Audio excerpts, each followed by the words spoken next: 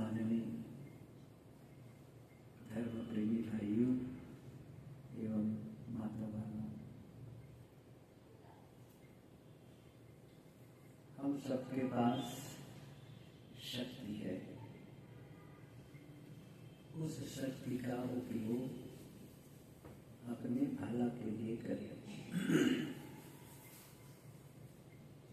जीवन ऊर्जा का उपयोग हम अपनी भलाई के लिए करें। जीवन का उद्देश्य क्या है? बहुत पुरानी बात शास्त्र में आती है। आत्मनो मोक्षार्थः जगत हिताय च। आत्मा के मोक्ष के लिए और जगत के हित के लिए। पहले आप जब तक अपना भला नहीं कर पाएंगे तो दूसरों का भला नहीं कर सकते। आजकल लोगों में एक प्रचलन सा हो गया है कि हम समाज सुधार करें। समाज सुधार अच्छी बात है, बहुत पुरानी बात है। मेरे ख्याल से ये बात 40 साल से पुरानी होगी। गुरुदेव जी प्रीतम नगर में थे, प्रयागराज के आश्रम में। 3 युवक आए गुरुदेव जी से मिलने के लिए और गुरुदेव जी ने बातचीत के दरमियान पूछा, कैसे आना हुआ, क्या है? कि महाराज जी, हम लोग समाज की सेवा करना चाहते हैं, लेकिन समझ नहीं पाते कि हम शुरुआत कहाँ से करें, कैसे करें। आपसे सलाह लेने आए हैं। गुरुदेव जी ने कहा, बेटा, समाज की सेवा करना बहुत अच्छी बात है, लेकिन क्या आप लोगों ने अपनी सेवा कर ली है? तीनों के तीनों चुप। फिर पता चला कि तीनों बीड़ी पीते थे। गुरुदेव जी ने कहा, अपना सुधार तो कर लो पहले, फिर समाज का सुधार करना, समाज की सेवा करना। कहने का मतलब है कि हम अपना भला नहीं कर पाएंगे तो दूसरों का भला नहीं कर सकते हैं। इसको मैं दूसरे ढंग से कहूँ, जैसे कि हम लोग जितने लोग बैठे हैं किसी कारण से अस्वस्थ हों और इसमें से 1-2 लोग स्वस्थ हों, तो अस्वस्थ की सेवा जो स्वस्थ रहेगा वही तो करेगा। और वो भी बीमार पड़ जाए तो कौन सेवा करेगा? आप स्वस्थ हों, अर्थात तन से स्वस्थ, मन से स्वस्थ, तभी आप दूसरों का भला कर सकते हैं। मैं जो कहना चाहता था वो एक दूसरी बात है, वो है अपनी जीवन ऊर्जा का उपयोग अपनी भलाई में करें, अपने हित में करें। क्योंकि हमारा भला कोई दूसरा नहीं करेगा। पहली बात यही समझ लेना चाहिए, हमारा भला कोई दूसरा नहीं करेगा। हमारा भला का मतलब हमारा जीवन आनंदपूर्ण हो, जीवन सुखमय हो, शांतिमय हो,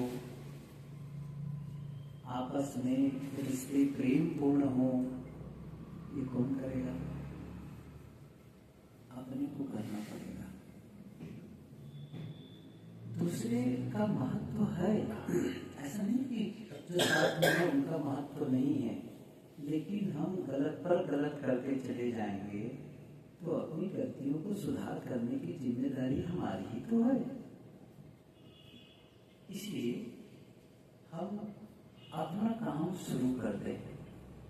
और कैसे करें? अपनी जीवन ऊर्जा का उपयोग, अपनी जो शक्ति है इसका उपयोग अपनी भलाई के लिए करें। क्या है अपनी शक्ति? जैसे हमें है शारीरिक शक्ति, हमारे पास है शब्द की शक्ति, हमारे पास है सोचने की शक्ति, हमारे पास है देखने की शक्ति, सुनने की शक्ति, करने की शक्ति, बहुत सारी शक्ति, धन की शक्ति, जन की शक्ति, बहुत सारी शक्तियां हैं। इन सारी शक्तियों का उपयोग किस लिए करें? अपने ही काम के लिए करें, अपने भला के लिए तो करें। और जब जब हम अपना गलत दिशा में कार्य करते हैं तो शक्ति का दुरुपयोग होता है। शक्ति का उपयोग हम क्रोध करने में करते हैं, शक्ति का उपयोग दूसरों का नुकसान करने में करते हैं, शक्ति का उपयोग नफरत, घृणा, द्वेष, ईर्ष्या, निंदा इसमें उपयोग कर रहे हैं। और तब क्या होगा? अपना अहित होता है, अहित होता है। और अपना भला कब होगा? जब इसका उपयोग हम आत्म साधना में करें, जिससे मेरा मन शांत हो, जिससे मैं अच्छा महसूस करूं, जिससे मैं स्वस्थ महसूस करूं, जिससे मेरे आपस के रिश्ते प्रेम पूर्ण हो, मधुर हो, साथ रह करके एक दूसरे के साथ में अच्छा महसूस करें। तो शक्ति का उपयोग, इसलिए अपनी शक्ति का उपयोग हमें अपनी भलाई के लिए करना चाहिए। इस पर काम करने से होगा, ये ध्यान देने से होगा। जहाँ आप ध्यान देते हैं वही तो आपकी शक्ति जाती है। जहाँ जहाँ आपका ध्यान जाता है वही वही आपकी ऊर्जा जाती है। जहाँ जहाँ जाते हैं, यहाँ बैठे हो लेकिन अभी आप अपने व्यापार के बारे में सोच रहे हो, मित्रों के बारे में सोच रहे हो, किसी कार्यक्रम के बारे में सोच रहे हो, तो फिर आप यहाँ रह करके भी आ नहीं, क्योंकि आपका विचार वहां चला गया है, आपकी ऊर्जा वहां चली गई है। इसलिए उसको, साधना का मुख्य काम क्या है? अपनी ऊर्जा का संरक्षण करना और उसका संवर्धन करना और सही दिशा की ओर नियोजित करना। बस सही दिशा की ओर। और सही दिशा का मतलब, जैसे मैंने कहा, सही दिशा वही है जिससे आप अच्छा महसूस करते, सुकून महसूस करते हैं, आप जिससे आपका भला होता है और दूसरों का भी भला होता है। कई बार होता क्या है कि अपना भला तो हम कर लेते हैं लेकिन दूसरों का नुकसान पहुंचा करके, वो नहीं है। और पहली बात तो यह भी है, आदमी दूसरा का नुकसान तब पहुंचाता है जब अपना नुकसान करता है। ये भी सच है। अपना नुकसान पहुंचाए बगैर आप दूसरों का नुकसान नहीं पहुंचा सकते। जैसे अपना फायदा पहुंचाए बिना आप दूसरों का फायदा नहीं पहुंचा सकते। आप पहले करते हैं अपना काम। आप जो होते हैं उसका प्रभाव दूसरों पर पड़ता है। इसलिए आप, जैसे कोई किसी आदमी को कटु बोलता है तो कटु बोल करके किसी का भला तो नहीं होता है, लेकिन कटु बोलने के पहले वो कटुता आपके भीतर आ गई, आपने कटुता को महसूस किया और वो कटुता बाहर भेज रहे हैं, तो पहले अपने ही नुकसान कर ली उस कटुता को पाकर के महसूस करके। गलत शब्द बोल रहे हैं, गाली के शब्द बोल रहे हैं, तो किसी को गाली देने के पहले पहले गाली को जीना पड़ेगा। आप भीतर भी गाली पैदा करते हैं तभी तो दूसरों को देते हैं। और इसका उल्टा भी सच है, किसी के हित की बात कहना हो तो पहले आपके मन में उनके लिए हितैषी भाव जगा, उनके लिए मैं भलाई की बात कहूं, तो आपने पहले अपना काम करें। प्रेम करना होता है तो पहले आप भीतर में प्रेम जगाते हैं, तब जाकर के दूसरों को प्रेम प्रदर्शित कर पाते हैं। नफरत करना होता है तो नफरत जगा लेते हैं, घृणा करना होता है तो घृणा कर लेते हैं आप। पहले आपका भाव विकृत होता है, तब बाहर विकृति फैलती है। और इसका उल्टा भी सच है। पहले आपका भाव पवित्र होता है और उस पवित्रता का प्रकटीकरण आपके शब्दों के माध्यम से होता है, कार्यों के माध्यम से होता है, केवल शब्दों के माध्यम से नहीं होता है, आपकी उपस्थिति मात्र से हो जाता है। ये अद्भुत है। आपकी उपस्थिति मात्र से, आपकी आंखों से भी आपकी पवित्रता बहेगी। और उल्टा भी सच है, अंदर का विकार आंखों के माध्यम से भी प्रवाहित हो जाता है। इसीलिए आंख को आत्मा की खिड़की कही जाती है। आंख क्या है? आत्मा की खिड़की। इसका मतलब है, एक लेखक हुए हैं नेपोलियन हिल, उन्होंने एक जगह लिखा, दुनिया में ऐसे लोगों की कमी नहीं है जो आपके आंख के रास्ते से आपके दिल तक पहुंच जाते हैं। आंख के रास्ते से आपके दिल तक पहुंच जाते हैं और वहां छिपे हुए गुप्त विचार को पढ़ लेते हैं। ये अद्भुत है। एक उदाहरण ख्याल आया, अमेरिका के उत्तरी वर्जीनिया में, बहुत मैं भूगोल का विद्यार्थी नहीं रहा, जानता नहीं हूँ, लेकिन वहां की घटना है, ये तो पक्का है। बहुत ठंड का मौसम था, नदी थी और पानी बहुत ठंडा था।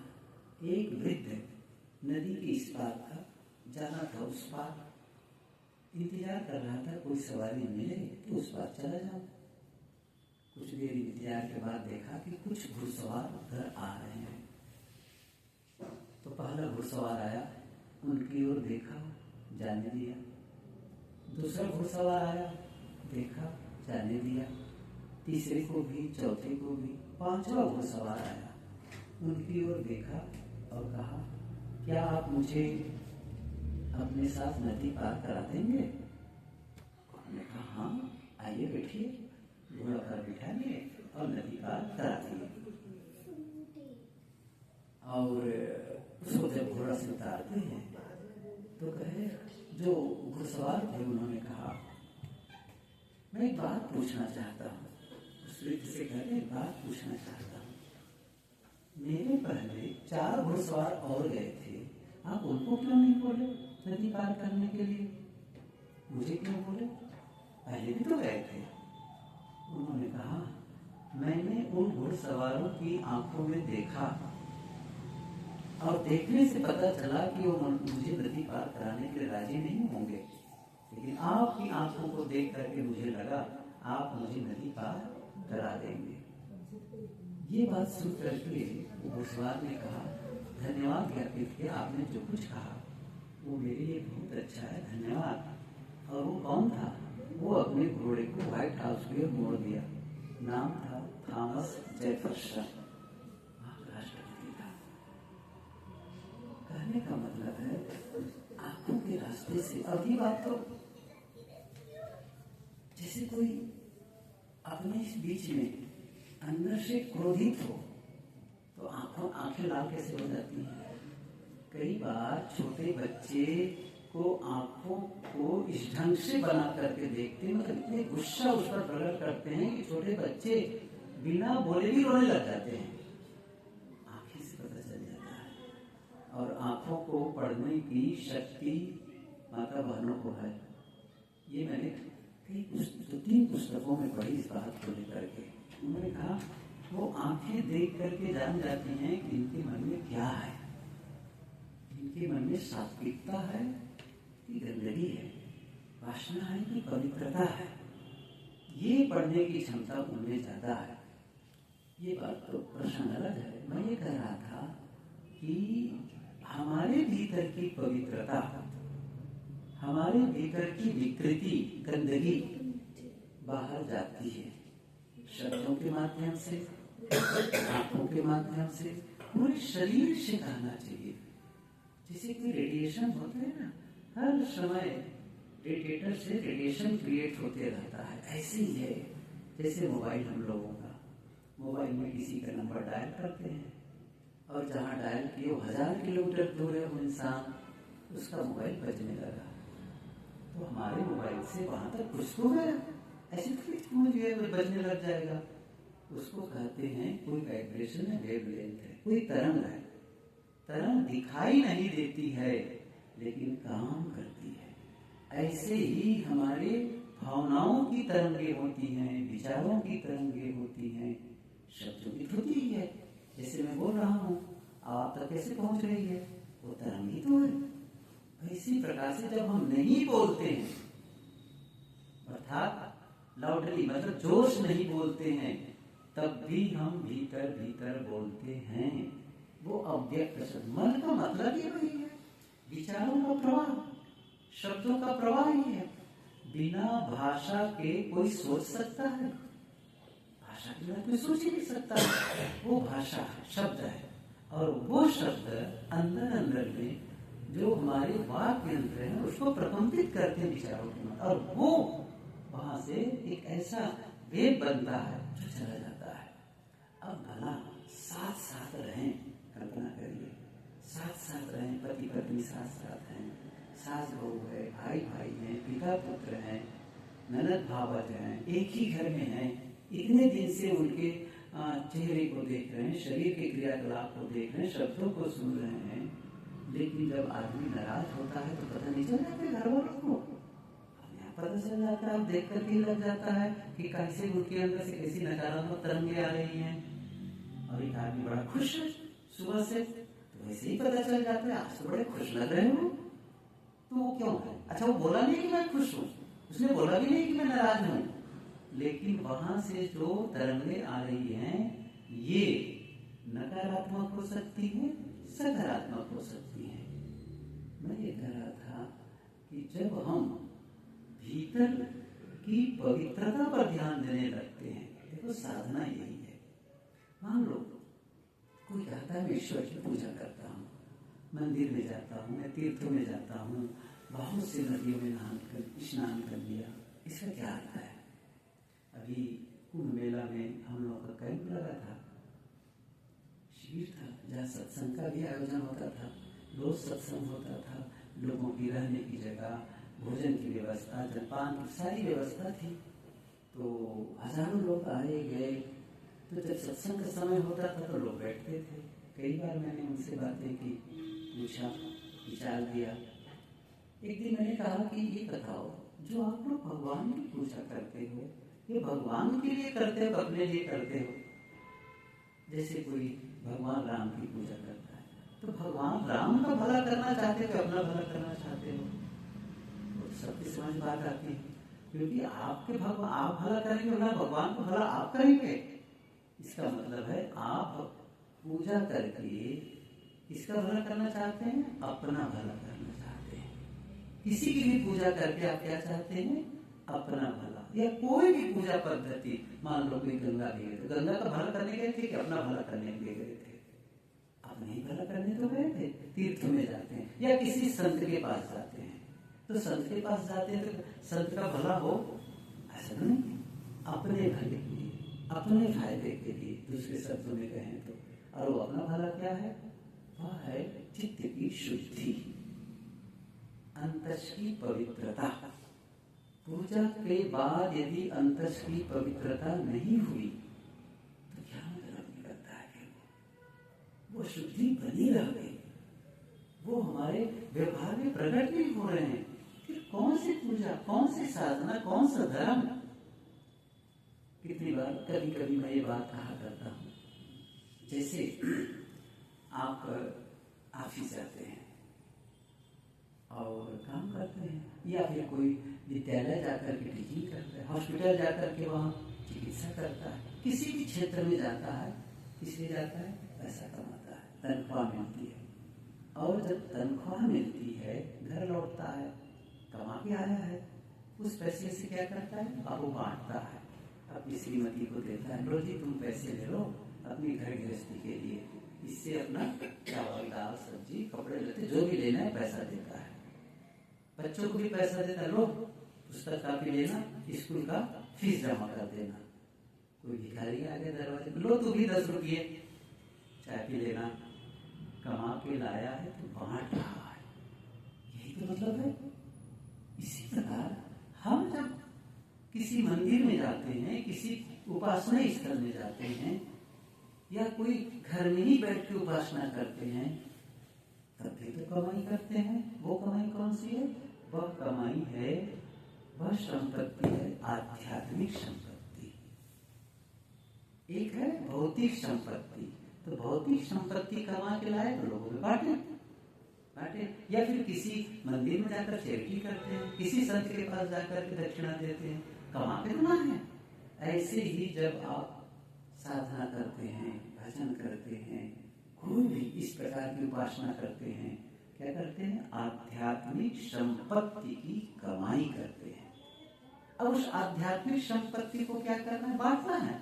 जैसे मैंने कहा कि मैं दूर से देख रहा था, एक माता जी एक संत के सिर झुका करके चरण स्पर्श कर रही थी। इसका मतलब क्या हुआ? इसका मतलब है वो विनम्रता को कमा रही है, झुक करके। ये विनम्रता क्या है? विनम्रता वो अपने अंदर में कमाई कर रही है। और मैंने कहा जैसे भोजन के लिए बैठे आप लोग, और भोजन घर में क्या मामला है? घर का मामला है, भोजन में बैठो, 5 मिनट के अंदर अंदर आपके सामने भोजन आ जाता है, और कम समय में। लेकिन यहाँ बैठे हैं जहाँ पर सैकड़ों लोग बैठे हुए हैं, अब भोजन में बैठे हैं, रोटी आ रही है, कितने मिनट में कोई पता नहीं, चलाएंगे तो आए कितने लोगों को, उसके बाद सब्जी आ रही है, फिर ये आ रहा है, फिर क्या करें? रुक जाइए, एक साथ शुरू करना है सबको, पहले मत खाना। ये होता है।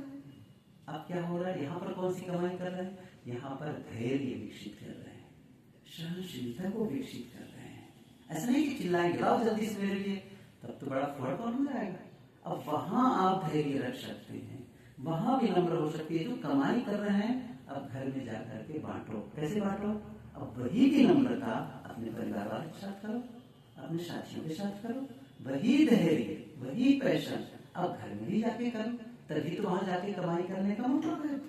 फिर मैंने ये भी कहा कि जैसे भोजन कर रहे हैं, मन पसंद का भोजन नहीं रहा होगा, न आपकी पसंद की सब्जी रही होगी, न पसंद की दाल रही होगी, हो सकता है मनपसंद, एक तो मनपसंद में बैठने की जगह भी नहीं है। सही बात ये है, एक पट्टी बिछा दी गई है वैसी, और घर में बढ़िया है, न मनपसंद का बिस्तर मिला, न बिस्तर का भोजन मिला, लेकिन आप कोई कंप्लेन नहीं करते हैं। क्या करते हैं?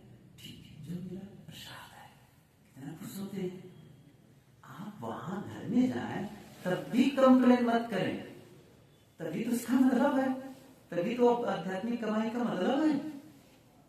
इसलिए जो हमारे पास काम करते हैं, उसका हम सही दिशा की ओर लगाएं उस चीज को। मैंने कहा ना, अपनी शक्ति का उपयोग हम अपनी भलाई में लगाएं। मैंने बताया ना, शक्ति क्या कहा? सोचने की शक्ति है, बोलने की शक्ति है, करने की शक्ति है। किस दिशा में लगाएं? अपनी भला के लिए और दूसरों के भला के लिए। इसका मतलब है आप शांत रहना चाहते हैं तो विचारों में शांत रहना शुरू कर दीजिए, और शब्द भी ऐसे बोले जिससे शीतलता मिले। शायद की पंक्ति याद होगी, कभी शायद की बचपने से याद है, सबको याद है। ऐसी वाणी बोलिए मन का आपा, और न को शीतल करे आपको शीतल। अब ये याद तो है, कब से याद है? छोटे रहे कब से याद है? ऐसे प्रयोग क्या करते हैं? बस इसी पर लेना है, ये सोचना है जो मुझे ये सुंदर विचार मिले हैं, इसका उपयोग मैं कब करूं, या कर रहा हूं नहीं कर रहा हूं। ये भी थोड़ा सा थोड़ा सा मधुर वचन है औषधि, कटुक वचन है तीर, श्रवण द्वार होई संचरे साले सकल शरीर। ये सुने हैं? अच्छा, याद भी है। याद तो बहुत सी चीजें हैं, बचपने से वो नहीं करने पर भी अपने आप याद हो गए हैं। जैसे मैं एक पंक्ति रखता हूँ, बुरा जो ढूंढा मैं चला, बुरा न मिलिया कोई, जो दिल ढूंढा आपना, मुझसा बुरा न कोई। अब ये होगी बात, अब उसी में परखना है। ये क्या है? कसौटी है। जैसे सोने को कसने के लिए कसौटी होती है। दूध को नापते हैं ना, इसमें कितना फैट है, दूध वाले साहब बताएंगे डेयरी वाले कि भाई ये दूध कैसा है, कितना है, कितनी कीमत की है, तो नापने का है। मीटर कितने लंबा है, कपड़ा कितना लंबा है, मीटर से नाप देते। पैमाना है हर चीज के लिए, कसौटी है। ऐसे ही वो क्या है, मैं जब मेरे जीवन में कुछ घटता है, अच्छा है बुरा, सुख दुख, हानि लाभ, हर्ष शोक, मान अपमान, स्वास्थ्य बीमारी, कुछ भी, तब क्या मैं दूसरों को दोष देने में लग जाता हूँ? यदि दोष देने में लगा, इसका मतलब है मैं उस कसौटी में खरा नहीं उतर रहा हूँ। क्योंकि मन तो जाएगा बार बार, मेरी क्या गलती है, गलती तो उनकी है, बस वही आप ऑब्जर्वेशन। अच्छा मान लो उस समय हो नहीं गया, ठीक है, उस समय जो उसमें कर भी दिया, जब अकेले हुए, शांत हुए, सुबह या शाम के टाइम बैठ गए अकेले में, बिस्तर पर गए, तब थोड़ा सा फिर से उसको झांक लो, क्या मैं उस समय सही किया था? होश में है अभी तो, उस समय तो बेहोश ही रहा है, जोश में थे उस समय, इस समय फिर से झांक लो थोड़ा रात के समय, क्या मैंने सही शब्दों का प्रयोग किया, क्या सही व्यवहार किया? देख लो जरा से। यदि नहीं किया है तो अभी अवसर है, क्या करने का करेगा। यदि आपके शब्द गलत हुए और दूसरों को आहत मिला, दूसरों को आहत किए, चोट पहुंची आपके शब्दों से, तो शाम के समय आप फिर से देख करके, क्या जिसे कहते हैं ना, सिंहावलोकन, आत्मनिरीक्षण आप कहाँ करते हैं? जो आत्मनिरीक्षण नहीं कर पाता वह सही जीवन नहीं जी सकता है, वह निर्दोषता का जीवन नहीं जी सकता है। मैंने ये वाक्य पढ़ा, जो आत्मनिरीक्षण नहीं कर सकता, नहीं करता है, वह निर्दोषता का जीवन नहीं जी सकता है। क्योंकि हर आदमी के अंदर में कभी न कभी किसी कारण से भूल चूक हो जाती है। अच्छा, दूसरों की हो जाती है, ऐसा थोड़ी कि भूल चूक मेरी से ही होती है। जिनको आप अपना कहते हैं, बहुत करीबी क्लोज रिलेशन, उनसे भी, और कई बार कभी कभी क्या हो जाता है, जिन्हें आप समझदार कहते हैं, उनसे भी नासमझी भरा व्यवहार हो जाता है। अविश्वास मिल जाता है, अरे आपसे इतनी अपेक्षा, ऐसी अपेक्षा नहीं थी, लेकिन हो गई, चुप गए, हो गए, अब क्या करोगे?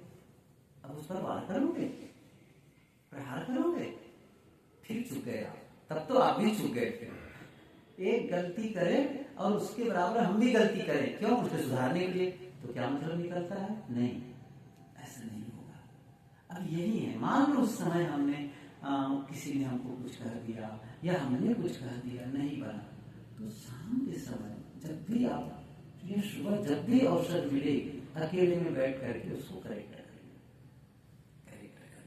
मैंने कहा ना, जैसे किसी ने आपको कहते समय गलत शब्द कह दिया और वो थोड़ा आपको भीतर से परेशान कर रहा है। अच्छा, वो जो परेशान कर रहा है उसको कब तक ले जाओगे? याद करने की क्षमता बहुत है, कल भी याद कर सकते हो, 2 दिन बाद, 2 साल बाद भी याद कर सकते, उसने ऐसा कहा था कह करके। जितना लंबा समय ले जाओगे उतना तकलीफ में आओगे। तो क्या करो, वही उसका हिसाब चुपता कर दो। शाम के टाइम कैरी फॉरवर्ड ना करो उसको। क्या करना है? बैठे, गलती हो गई, क्या करना है? मैं दिल से क्षमा कर देता हूँ, तुम भी स्वतंत्र, मैं भी स्वतंत्र। जो कुछ किया आपने, मुझे अच्छा तो नहीं लगा, फिर भी मैं आपको क्षमा करता हूँ, बिना शर्त के। और जैसे आप क्षमा कर देते हैं, आप देखेंगे हल्का महसूस करेंगे। या फिर आपसे गलती हो गई है तो आप क्षमा मांग ले अपने से, मुझे क्षमा कर दो, मेरे से भूल हो गई है।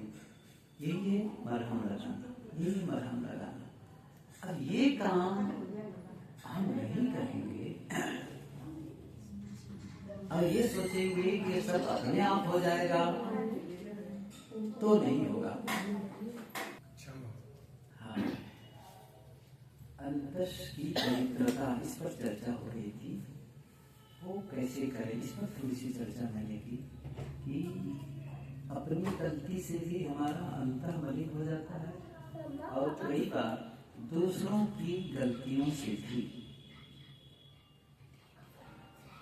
दूसरे के शब्द कुछ ऐसे आते हैं हमारे भीतर, कोई काम ऐसा हो जाता है जिसे देख करके हम परेशान हो जाते हैं, एक प्रकार से वो मैला ही है भीतर गया, उसे हमें साफ कर देना। जैसे कोई ब्लैक बोर्ड में शिक्षक लिखता है और डस्टर से पोंछ देता है, ऐसे ही है हम सबको भी अपने अंतस की सफाई करते रहनी चाहिए। ये नहीं करेंगे, अब ये सोचेंगे कोई कर देगा, ऐसा नहीं होता है। हमारे भीतर की गंदगी को खुद ही साफ करना होता है। साहब की एक सदु कवि साहब जी की एक पंक्ति है, जो तू सांचा बाणिया सांची हाट लगाओ, अंदर झाड़ू दे के कूड़ा दूर बहाओ। बाहर झाड़ू लगाना जानते हैं, बाहर सफाई करना जानते हैं, घर की सफाई करना जानते हैं, बर्तन की सफाई करना जानते हैं, कपड़े की सफाई, शरीर की सफाई, गली की सफाई करना जानते हैं, अंतस की सफाई ये कौन करेगा? खुद को करना होगा। उसके लिए कौन सी झाड़ू मिलने वाली है? मंगल बाजार में और कोई दूसरा बाजार है वो झाड़ू बाहर के लिए, भीतर की झाड़ू, भीतर की झाड़ू है विवेक और विचार, जिसको मैं भी बता ही रहा था। अकेले में बैठो, रोज बैठो, आदत बनाओ। साधना के लिए समय निकालना होगा। अपने आप जीवन की प्रगति नहीं होगी। देखो, आप मकान बड़ा बन गया, ये जीवन की प्रगति नहीं है, ये मकान की प्रगति है, मकान की उन्नति। पद की उन्नति हो गई, पदोन्नति है। धन की उन्नति हो गई, धन की उन्नति हो गई। आपकी उन्नति थोड़ी है। आपकी उन्नति है भीतर की पवित्रता, अंतस की निर्मलता। जब आप अकेले में बैठे हैं, शांत, कोई विचार ना आए, किसी की याद ना आए। अच्छा, याद आए भी तो उसके प्रति कोई बदले का भाव न जगे, द्वेष और नफरत का भाव न जगे। क्या जगे? प्रेम का भाव जगे, मैत्री का भाव जगे, करुणा का भाव जगे। उनकी गलतियों की समीक्षा करने में बैठ जाए। ज्यादातर हम लोग गलती क्या करते हैं? अकेले जब बैठते हैं तो दूसरों की समीक्षा करने बैठ जाते हैं। वो ऐसा है, वो ऐसा है, वो ऐसा करता है, वैसा करता है। अपनी समीक्षा करता है। दूसरों की समीक्षा करके कौन सा फायदा होने वाला है? अब ये काम खुद के है। अच्छा, किसी मंदिर में जाकर के पूजा करना तो सरल है, किसी नदी में जाके स्नान करना तो सरल है, लेकिन ये करना, क्योंकि जब ये बात आती है तो फिर मन जाता है मेरी क्या गलती है, मैंने क्या किया है, सारी गलती। अब फिर उनकी गलतियों पर चर्चा शुरू हो गई। अब ये संभाल पाना, उतनी ही तटस्थता से अपने देख पाना, मैं कोई गलती, चल उनकी गलती हो भी गई, मैं मानता हूँ, लेकिन उन गलतियों को बार बार दोहराने का काम कौन कर रहा है? जैसे मैं उदाहरण, मेरे कक्षा में कोई आया और आकर के कुछ बातें की, और क्या कहते करते समय, तू बड़ा बेवकूफ आदमी है, कहा और चला गया। इतना ही कहा, तू बड़ा बेवकूफ आदमी है, ऐसा कहते चला गया। एक बार कहा, चला गया। और वो जब चला गया तो मैं कितनी बार रिपीट कर रहा हूँ उसको, उसने मुझे बेवकूफ कहा, उसने मुझे बेवकूफ कहा है। अब वो पता नहीं 10 बार 20 बार, और किसी से फोन करके बताया, अरे वो आदमी आया तो देखो, कहा तुम बड़े बेवकूफों का कर गया है। कितनी चर्चाएं हो गई। किसी के एक बार बेवकूफ करने से मैं नहीं हुआ, लेकिन बार बार उस शब्द को दोहरा दोहरा करके मैं सचमुच बेवकूफ बन गया। अच्छा, मान लो 2 दिन बीत गए, अब तो घटना खत्म हो गई ना, फिर कौन याद कर रहा है उसको? मैं याद कर रहा हूँ। और दुखी कौन हो रहा है? मैं हो रहा हूँ। ये गलती तो मेरी ही है, मैं उसको हटा नहीं सकता हूँ। मैंने कहा उसी में झाड़ू लगाने की बात हो रही है, उसी की सफाई करने की बात हो रही है, उसको चित्त से उतारने का काम ये नहीं कर पाते। ये जो कर लेता है वही राहत महसूस करता है, वही हल्का महसूस करता है, नहीं तो बोझ। इसने कहा है कि सबसे बड़ा बोझ लेकर के आदमी चलता है। किसका है वो सबसे बड़ा बोझ? वो बोझ है आपस के मन मुटाव का, बहुत बड़ा बोझ बोझ लेके चलता है। वैसे सिर खाली, कंधे में भी कुछ नहीं है, लेकिन मन में एक बोझ लेके चलता है। नहीं, इसको नहीं हल्का करो, ये काम खुद को करना है। प्रारंभ तो मैंने ये किया था, हम लोगों के पास शक्ति है, सोचने की शक्ति है, बोलने की शक्ति है, करने की शक्ति है, देखने सुनने की शक्ति है, बहुत शक्ति है, धन बल जन बल बहुत शक्ति है। इस शक्ति का उपयोग सुंदर जीवन के निर्माण में उपयोग करें। ऐसा कुछ करें कि हमारा जीवन सुंदर से सुंदर, पवित्र से पवित्र होता जाए, शांत से शांत होता चला जाए। तभी इसकी सफलता है। हम बहुत दिन तक जी रहे हैं और अशांत दुख पीड़ा बहुत लंबे समय से, क्या मतलब निकालता। दिन जितने बीतते चले जाते हैं क्लांत अशांत तनाव में, जिसको क्या बता, बहुत तनाव रहता है, टेंशन में रहते हैं। इसमें टेंशन नहीं रहा, आप ही तो आपका सोचने का तरीका वैसा है, जीने का तरीका वैसा है। क्या करो, सारे परिवार में रहोगे तो ही जाता है ना? परिवार और समाज में रह करके ही तो कोई रहता है। परिवार है तो क्या अपना नुकसान करने के लिए, समाज में है तो समाज में आपके नुकसान के लिए है, नहीं, आपके सहयोग के लिए। आज आप लेते कैसे हैं, निर्भर इस पर करता है। इसी संसार में रह करके कई लोग हैं जो आनंद का अनुभव कर रहे हैं, और इसी संसार में रह करके कई लोग हैं जो दुख का अनुभव कर रहे हैं, अशांति का अनुभव कर रहे हैं।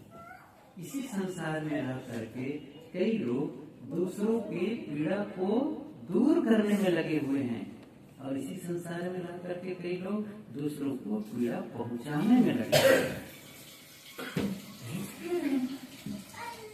हमें क्या करना है, ये हम पर निर्भर करता है।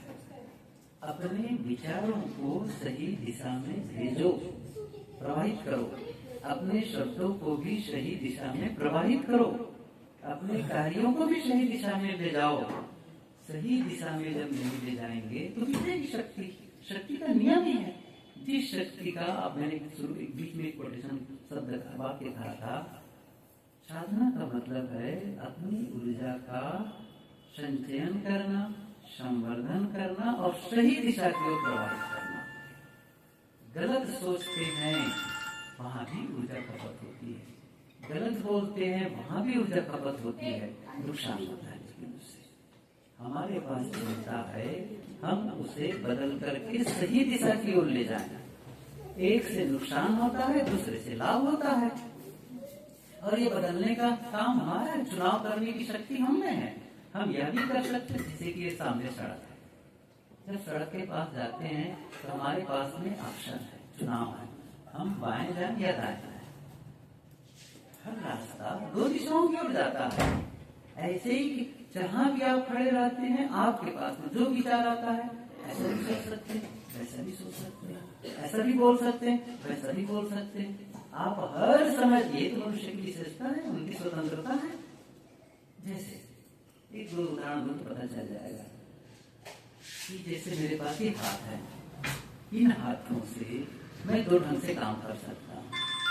एक ढंग क्या है, इन्हीं हाथों से मैं किसी के सामने जाऊं और हाथ जोड़ करके प्रणाम कर सकता हूँ, अभिवादन कर सकता हूँ, और इन हाथों से किसी की सेवा कर सकता हूँ। किसी को तकलीफ हो तो मैं हाथों से सेवा कर सकता हूँ। इन्हीं हाथों से किसी को कुछ दे करके भी उनको सहयोग कर सकता हूँ। लोग ये मेरे तरफ से ये ले लो। हाथों से देना भी हो सकता है, सहयोग भी हो सकता है, प्रणाम भी हो सकता है, और हाथ का एक दूसरा उपयोग भी हो सकता है। इन हाथों से किसी को थप्पड़ मार सकता हूँ, इन हाथों से किसी को, किसी के सामान को छीन सकता हूँ। अब देखिए, हाथों में, लेकिन इन हाथों से थप्पड़ मारना है या प्रणाम करना, ये चुनाव कौन करेगा? मैं ही तो कर रहा हूँ, लेकिन रिजल्ट कैसे होगा? थप्पड़ मारने वाला रिजल्ट अलग आएगा और सेवा करने वाला रिजल्ट अलग आएगा। बस आप स्वतंत्र हैं कि क्या करेंगे, लेकिन जब एक बार आपने चुनाव कर लिया, फिर आप स्वतंत्र हो गए। चुनाव करके ही आप उसके स्वतंत्र हो गए, ये नियम है। आप चुनाव करने में स्वतंत्र हैं और चुनाव करने के बाद में आप स्वतंत्र नहीं रह गए थे।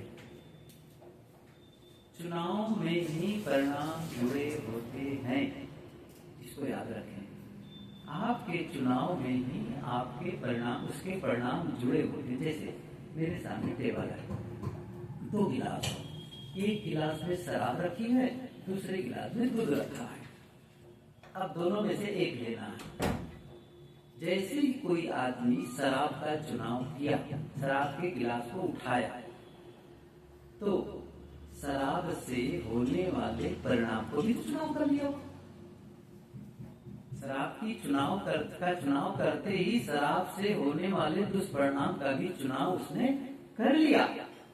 और जिसने दूध का चुनाव किया, तो दूध से होने वाले फायदे का भी उसने चुनाव कर लिया।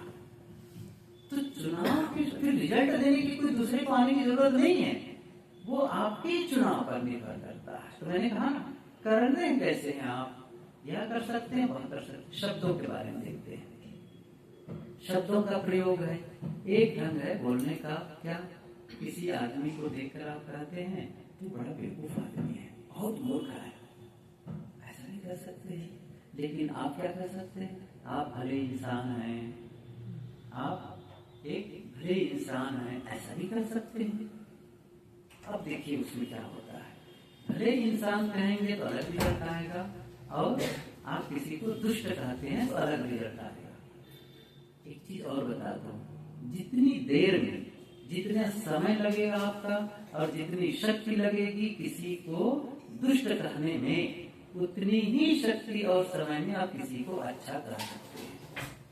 समय भी लगा, शक्ति भी उतनी, और उतनी शक्ति में आप अच्छा कर सकते हैं, उतनी शक्ति में बुरा कर सकते हैं। कितना अंतर आ गया। अभी चुनाव कौन करेगा, आप ही तो करते हैं। कोई दूसरा अच्छे चुनाव किए, उसके साथ परिणाम जुड़ा हुआ है, ये नियम है। इसी प्रकार से विचार, सोचना, आप किसी के लिए गलत सोच सकते हैं। ज्यादातर जिसके प्रति हम विरोधी आदमी मानते हैं वो विरोधी है, वो गलत है, सही नहीं है, उनके बारे में बैठे हैं, सोचे चले जा रहे हैं। क्या उनके घर आग लग जाए, उनका एक्सीडेंट हो जाए, उनकी नौकरी छूट जाए, उनका ये हो जाए। अब आपके सोचने से उनको ऐसा होगा जरूरी नहीं है, लेकिन आपके भीतर में जो विकृति आई है, ये आपका नुकसान करने लग गया है गलत सोच करके।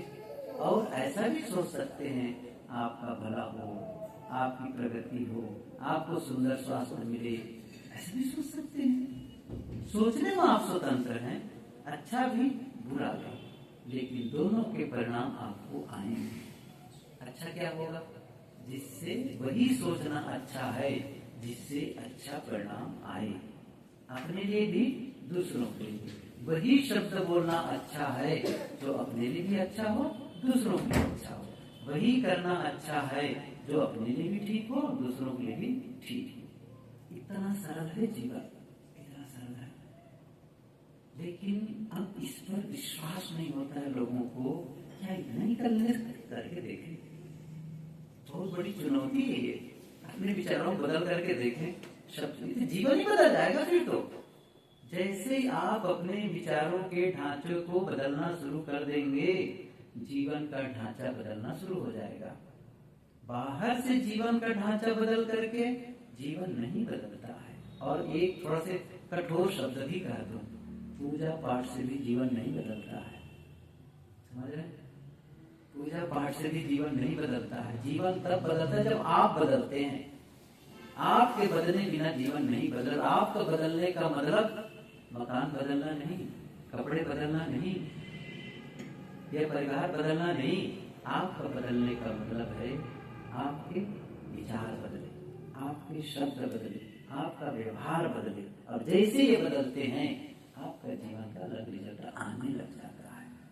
यही असली धर्म कहो, यही असली भजन कहो, यही असली पूजा कहो। अच्छा, मैं ही थोड़ी कह रहा हूँ, ये बहुत पुराने शास्त्रों की चर्चा आई है। मैं उदाहरण दूं, वेद व्यास से किसी ने पूछा ईश्वर की पूजा क्या है। शायद उस समय उनको पता रहा होगा। उन्होंने कहा यदि मैं भगवान राम की पूजा करने के लिए कहूँ तो फिर सबके लिए बराबर नहीं, क्योंकि कृष्ण के उपासक तो भगवान राम की पूजा करेंगे नहीं। अच्छा, कृष्ण की कहूँ तो राम वाले नहीं करेंगे। अच्छा, इन दोनों के लिए कहूँ तो शिव वाले नहीं करेंगे। अच्छा, मान लो तीनों के लिए कहें तो इस्लाम नहीं करेगा, वो नहीं करेगा। एक ऐसी पूजा के बारे में उन्होंने बताया जो सबके लिए बराबर हो, सार्वभौमिक पूजा के उन्होंने वर्णन किया है। रागाद्वैतम हृदयम वा दुष्टानितादिभि हिंसातिरहितस्य कार्य एतत् ईश्वर पूजनम। ये उनका सूत्र है। रागाद्वैतम हृदयम, हृदय कैसा होना चाहिए? राग द्वेष से रहित, अर्थात हमारा हृदय विकारों से भरा हुआ ना हो। इसका सरल अर्थ यही है, विकारों से भरा हुआ ना हो। और रागाद्वैतम हृदय वाग दुष्टानितादिभि, और हमारी वाणी में भी गाली, निंदा, झूठ, ये विकृति न हो।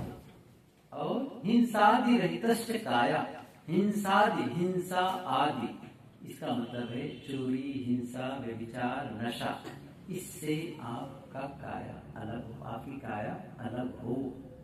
क्या है? एतत् ईश्वर पूजनम, अर्थात सरल शब्दों में कहें, मनमाड़ी कर्मों की पवित्रता ही ईश्वर की पूजा है। जिसने अपने मनमाड़ी कर्मों की पवित्रता की साधना की वही ईश्वर का उपासक है, बाकी दिखावे का है। मैंने कहा था ना अभी, मंदिर में जाकर के पूजा कर लेना सरल है, आरती कर लेना सरल है, तीर्थों में घूम आना सरल है, लेकिन अपने मन की विकृति को हटा करके पवित्रता को ले आना ये कठिन है, ये करना कठिन होता है। लेकिन यही से जीवन की साधना बनेगी, यही है शक्ति का सही उपयोग। अन्यथा हम अपनी शक्ति का दुरुपयोग करते चले जाते हैं। और किसमें करते हैं? अपने ही नुकसान में। कैसा हो गया ये?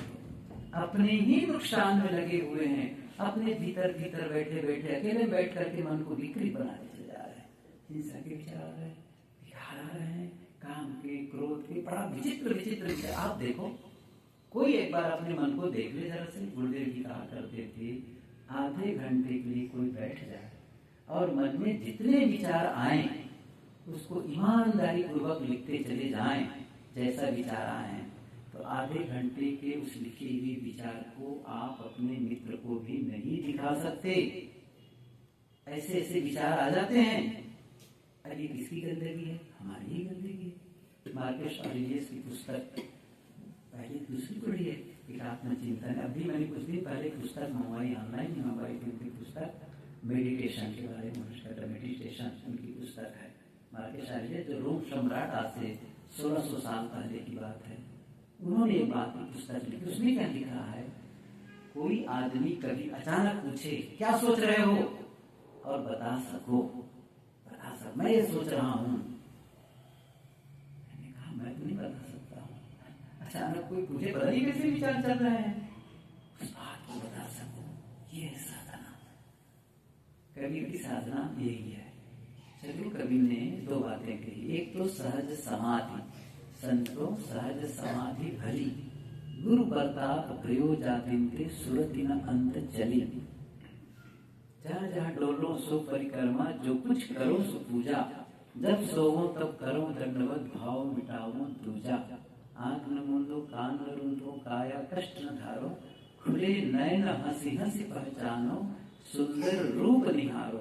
शब्द निरंतर से मन लागा, मलिन वासना त्यागी, उठत बैठत कबहू न छूटे, ऐसी तारी लागी। कहत कबीर सहज यह रहनी, सो प्रकट करी आई, सुख दुख से एक परे परम पद, सो पद है सुखदायी। ये सहज का पूरा पद है, ये अवसर नहीं है, लेकिन सहज समाधि, इसके पहले सहज साधना, सहज की साधना है। सहज साधना का मतलब है जो सब समय और सब जगह किया जा सके। ये नहीं है कि स्नान कर रहे हैं तब कर रहे हैं, मंदिर में गए तब गए, फूल चढ़ाए तब नहीं, कभी भी कहीं भी, ये सहज साधना। इसका मतलब है जब आप बिस्तर पर बैठे हो ये साधना कर सकते हो, यहाँ तक के झाड़ू लगा रहे हो साधना कर सकते हो, बर्तन साफ कर रहे हो साधना कर सकते हो। भोजन बनाते, यहाँ तक स्नान करते समय ही नहीं, आप टॉयलेट में बैठे हैं तो भी ये साधना कर सकते हैं। कौन सी साधना है? सहज साधना। वो है अपने मन को देखना, मेरे मन में कैसे विचार आ रहे हैं। बीच बीच में जो अपने मन को झांकना सीखा, क्या सोच रहे हो, और जैसे ही लगा कि विचार अच्छे नहीं है, अच्छे विचारों की स्थापना कर दो। ये परिवर्तन है। इसी को मतलब परिवर्तन का मतलब जैसे मैं कहूँ माइक परिवर्तन कर दो भाई, इस माइक को हटाकर दूसरा ला देंगे, सीधी सी बात है। कुर्सी बदल दो तो क्या करेंगे, कुर्सी हटाकर दूसरी कुर्सी कर देंगे, ये तो परिवर्तन है। ऐसे ही विचारों का परिवर्तन, विचारों का, अच्छे विचारों को स्थापित करना, और ये हमारे ऊपर निर्भर करता है। मैंने कहा था भी, अच्छा भी सोच सकते हैं, बुरा भी सोच सकते हैं। आपके भीतर दोनों, अच्छे विचारों की भी संग्रह है, बुरे विचारों का भी संग्रह है। किसे आप उद्घाटित कर रहे हैं, किसे आप बाहर निकाल रहे हैं, ये आप पर निर्भर करता है। जैसे आपके पास बीज हो, आपके पास में बबूल का भी बीज है, फूलों का भी बीज है, आम का भी बीज है, कटहल का भी बीज है। आप ही तो स्वतंत्र है बोलने के लिए। आप कटु भी बोल सकते हैं, मीठा भी बोल सकते हैं, साहब ने कहा ना। लेकिन होगा क्या, बोया पेड़ बबूल का आम कहाँ से खाए, ये नहीं होगा। फिर आप कहोगे बबूल तो बो दिया, धोखा हो गया, फिर भी आम मिल जाओ, मैं पूजा करूंगा, मैं गंगा जल छिड़क दूंगा, नहीं होगा इससे। इसका मतलब है कांटे बो करके फूल हम नहीं पा सकते। ये नियम है, किसी का बनाया नहीं है, ये कुदरत का नियम है, जिसे स्वीकारना है हम सबको। तो कुछ बातें थी जो मैंने की। आप सभी अपने इस पथ पे चल रहे हैं, मैंने कुछ आपके पथ के लिए सहयोग करना चाहा। जो भी आप करते हैं उसमें थोड़ा सा सहयोग करने का भाव जगा कि जो भी आप कर रहे हैं उसको इस ढंग से करें, अर्थात अपनी शक्ति, हमारे पास जो शक्ति है, तन मन वचन की शक्ति है, जो भी शक्ति है, इसका सही उपयोग करें। जीवन के सुंदर निर्माण, सुंदर जीवन का निर्माण करें, अपना भी और दूसरे के सुंदर जीवन के निर्माण में सहयोगी बने। तो क्या होगा, ये पूरा वातावरण, चाहे वो परिवार हो, समाज हो, राष्ट्र हो, एक सुंदर वातावरण बनाने के लिए हम प्रयत्नवान हो, तो हम भी सुखी रहेंगे, दूसरे भी सुखी रहेंगे। आप सबको बहुत बहुत धन्यवाद। काफी समय हो चुका है, काफी देर से भी बोल रहा हूँ, घंटा भर तो लगभग हो गया, आपको पता नहीं चला होगा। पता नहीं चला होगा, लेकिन बहुत सारी बातें हो गई। देखो 4:10 11 मिनट हो गए, 12 मिनट, लगभग घंटे हो गए।